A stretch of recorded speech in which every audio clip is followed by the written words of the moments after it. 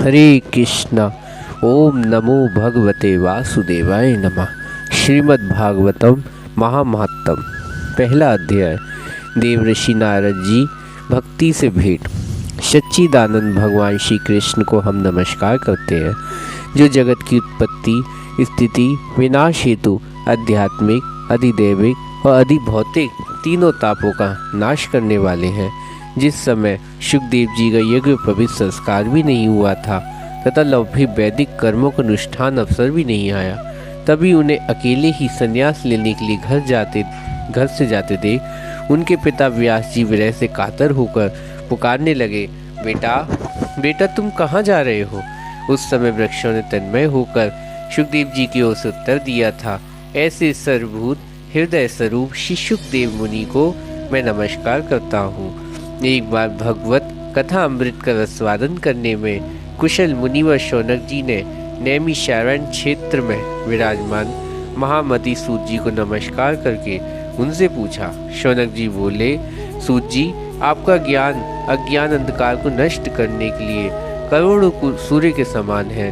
आप हमारे कानों के लिए रसम अमृत रूप सार गर्भित कथा कहिए। भक्ति, ज्ञान, वैराग्य प्राप्त होने वाले इस महाविवेक की वृद्धि किस प्रकार होती है तथा वैष्णव लोग किस तरह माया मोह से अपना पीछा छुड़ाते हैं। इस घोर कलिकाल में जीव प्राय असुर स्वभाव के हो गए।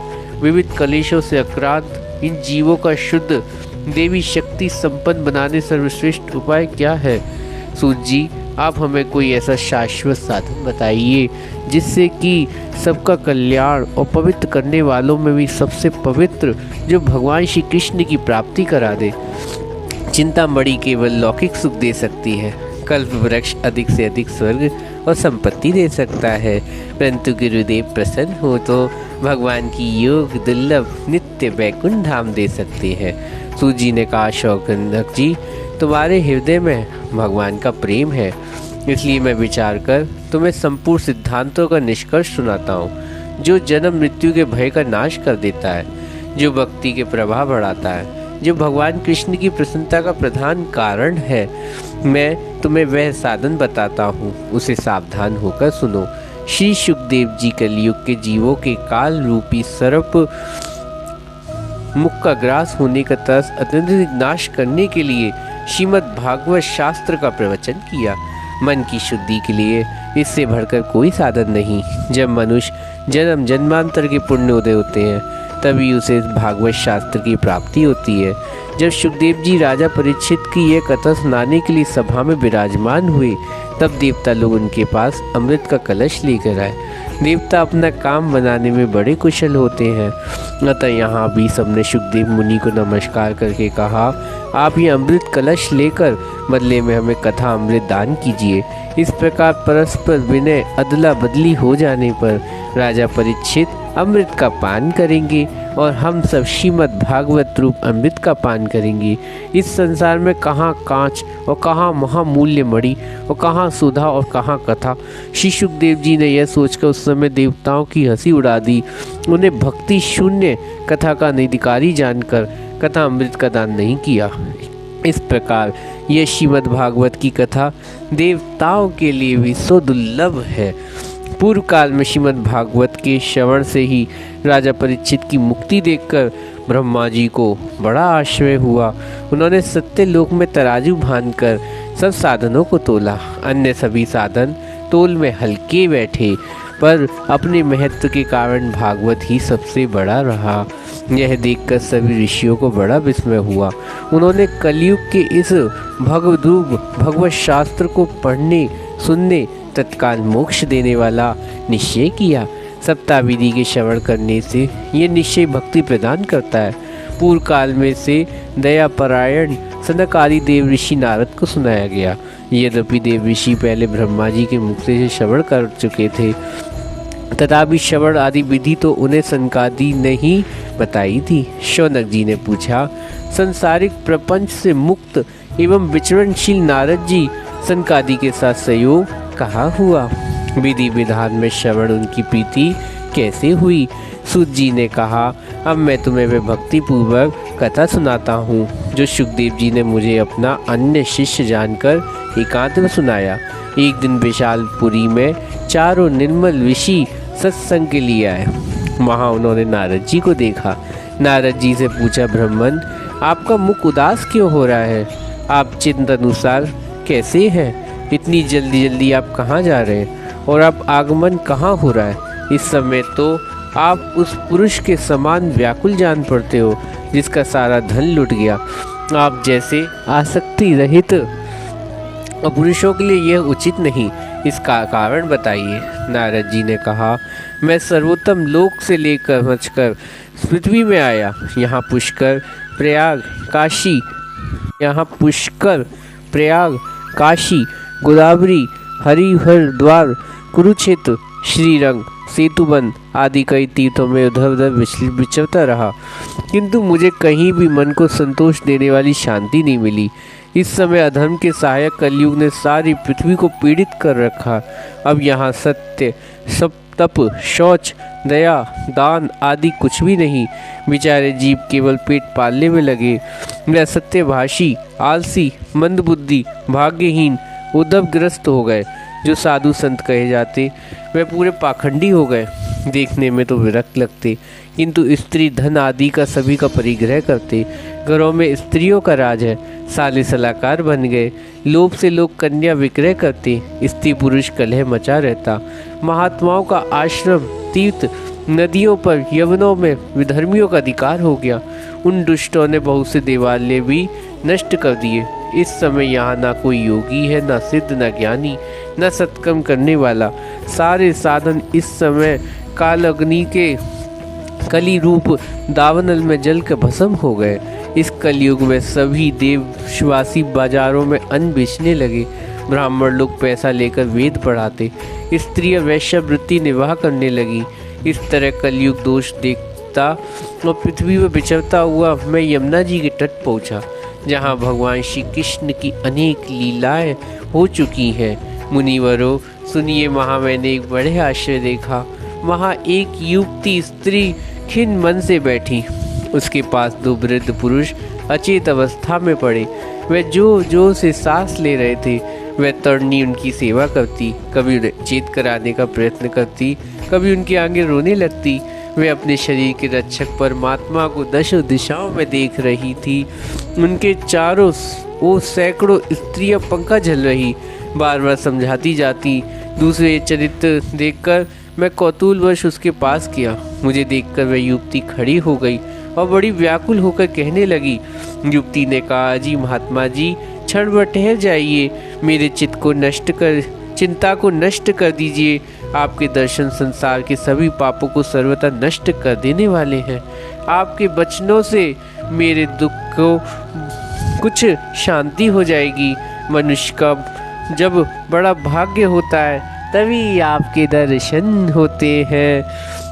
नारद जी कहते हैं, तब मैंने उस स्त्री से पूछा, देवी तुम कौन हो? ये दोनों पुरुष तुम्हारे क्या होते हैं? तुम्हारे पास ये कमल नयनी देवियाँ कौन है? तुम हमें विस्तार से अपने दुख का कारण बताइए। युवती ने कहा, मेरा नाम भक्ति है। मैं ज्ञान और वैराग नाम के मेरे पुत्र हैं। समय के फेर से जर्जर हो गए। ये देवियाँ गंगा जी नदियाँ हैं। ये सब मेरी सेवा करने के लिए ही आई हैं। इस प्रकार साक्षात देवियों द्वारा सेवित होने पर भी मुझे शांति नहीं मिली। तपोधन अब ध्यान देकर सुने, मेरा वृतांत सुने। मेरी कथा तो वैसे प्रसिद्ध है, फिर भी उसे सुनकर आप मुझे शांति प्रदान करें।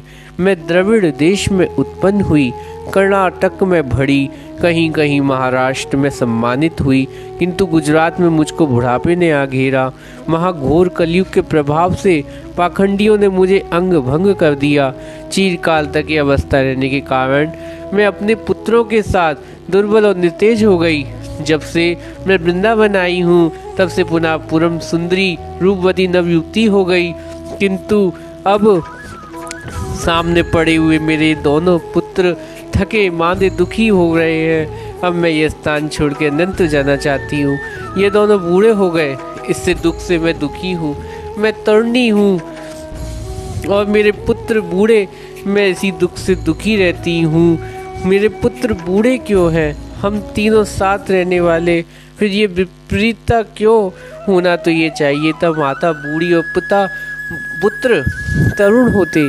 इससे मैं आश्चर्यचकित चित्त से अपनी इस अवस्था पर शोक करती हूँ। आप परम बुद्धिमान योग निधि, इसका क्या कारण हो सकता है बतावें। नारद जी ने कहा, साध्वी, मैं अपने हृदय में ज्ञान दृष्टि तुम्हारे संपूर्ण दुख का कारण देखता हूँ। तुम्हें विषाद नहीं करना चाहिए। श्री हरि तुम्हारा कल्याण करे। सूत जी, मुनि व नारद जी ने एक क्षण में उसका कारण जान लिया और कहा, नारद जी ने, देवी सावधान होकर सुनो, ये दारुण कलयुग है। इसी से इस समय तुम्हारे सदाचार, योग मार्ग, तप आदि सब लुप्त हो गए। लोग शठता, दुष्कर्म और अघासुर बन गए। संसार में जहाँ देखो वहीं सत्पुरुष दुख से म्लान और दुष्ट सुखी हो रहे। इस समय जिस बुद्धिमान पुरुष का धैर्य बना रहे वही बड़ा ज्ञानी और पंडित है। पृथ्वी क्रमश प्रतिवर्ष शेष जी के लिए भार रूप होती जा रही है। अब ये छूने योग्य तो क्या, देखने योग्य भी नहीं रह गई। ना इसमें कहीं मंगल दिखाई देता। अब किसी को पुत्र के साथ तुम्हारा दर्शन भी नहीं होता। विषय अनुराग के कारण अंधे बने हुए जीवों से उपेक्षित होकर तुम जर्जर हो गई थी। वृंदावन के सहयोग से तुम फिर से नवीन तरुणी हो गई हो। और जहाँ अतः ये वृंदावन धाम धन्य है, जहाँ भक्ति सर्वत्र नृत्य कर रही है। परंतु तुम्हारे इन दोनों पुत्रों का यहाँ कोई ग्राहक नहीं, इसलिए इनका बुढ़ापा नहीं छूट रहा। यहाँ इनको कुछ आत्म सुख, भगवत स्पर्श जनित आनंद की प्राप्ति होने के कारण ये सोते से जान पड़ते हैं। भक्ति ने कहा, राजा परीक्षित, इस पापी कलयुग को क्यों रहने दिया? इसके आते ही सब वस्तुओं का सार ना जाने कहाँ चला गया। करुणामय श्री हरि से ये अधर्म कैसे देखा जाता है? मुने, मेरा इस संदेह दूर कीजिए। आपके वचनों से मुझे बहुत शांति होगी। नारद जी बोले, यदि तुमने पूछा है तो प्रेम से सुनो कल्याणी, मैं तुम्हें बताऊंगा और तुम्हारा दुख दूर हो जाएगा। जिस भगवान श्री कृष्ण ने इस भूलोक को छोड़कर अपने परम धाम को पधारे, श्री कृष्ण इस भूलोक को छोड़कर अपने परम धाम पधारे, उस दिन से यहाँ संपूर्ण साधनों में बाधा डालने वाला कलयुग आ गया। दिग्विजय के समान राजा परीक्षित की दृष्टि पड़ने पर कलयुग दीन के समान उनकी शरण में आया। भ्रमर के समान साग्रही राजा ने निश्चय किया कि इसका वध मुझे नहीं करना चाहिए, क्योंकि जो फल तपस्या, योग, समाधि में भी नहीं मिलता कलयुग में, वही फल हरि कीर्तन से भली भांति मिल जाता है। इस प्रकार सारहीन होने पर भी से एक दृष्टि से सार युग देखते उन्होंने कलयुग से उत्पन्न होने वाले जीव के सुख के लिए इसे रहने दिया। इस समय लोगों के कुकर्म में प्रवृत्त होते हुए सारी वस्तुओं का सार निकल गया। पृथ्वी सारे पदार्थ से बीजहीन भूसी के समान हो गई। ब्राह्मण केवल अन्न धनादि लोभवश घर घर और जन जन को भगवत की कथा सुनाते रह गए, इसलिए कथा का सार चला गया।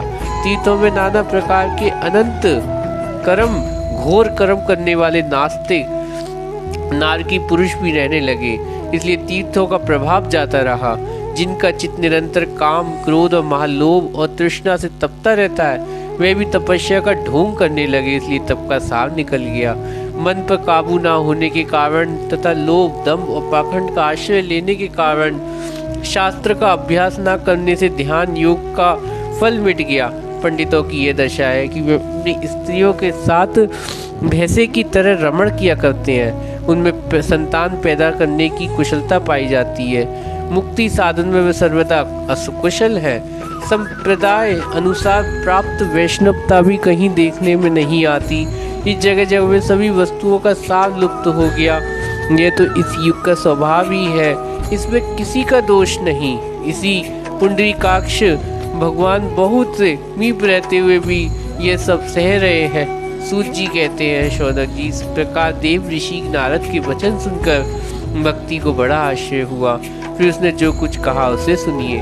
भक्ति ने कहा, देव ऋषि, आप धन्य हैं, मेरा बड़ा सौभाग्य जो आपका समागम हुआ। संसार में साधुओं का दर्शन ही समस्त सिद्धों को परम कारण होता है। अतः केवल एक बार उपदेश धारण करके कयाधु कुमार प्रहलाद ने माया पर विजय प्राप्त कर ली। ध्रुव ने भी आपकी कृपा से ध्रुव पद प्राप्त किया। आप सर्व मंगलमय साक्षात श्री ब्रह्मा जी के पुत्र हैं। मैं आपको नमस्कार करती हूँ। हरे कृष्ण।